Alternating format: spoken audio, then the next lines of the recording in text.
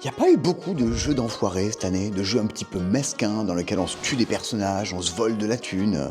Heureusement, il y en a un très bien qui est sorti il y a quelques semaines. Ça s'appelle Emblème. Ça se passe dans un royaume un peu médiéval où vous devez vous faire de la thune. Voilà, on aime se faire de l'argent. Et votre but, comme dans tous les grands jeux d'enfoirés, certes c'est de gagner, mais ça reste surtout de faire perdre les autres.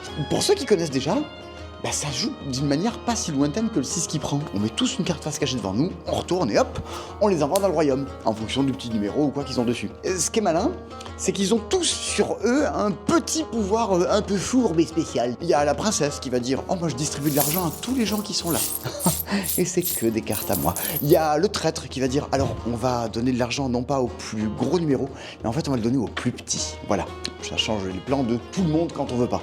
Il y a la guerrière qui bute des gens adjacents. Il y a une quinzaine de personnages, chacun ayant leur petit pouvoir spécial. Qu'est-ce que vous allez jouer ?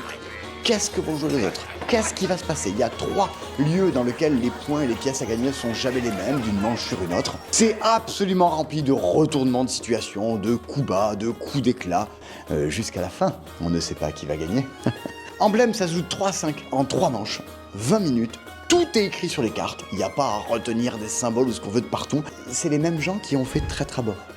Si vous aimez les jeux de traîtrise, on retrouve un certain savoir-faire. Comme quoi être méchant, c'est un métier.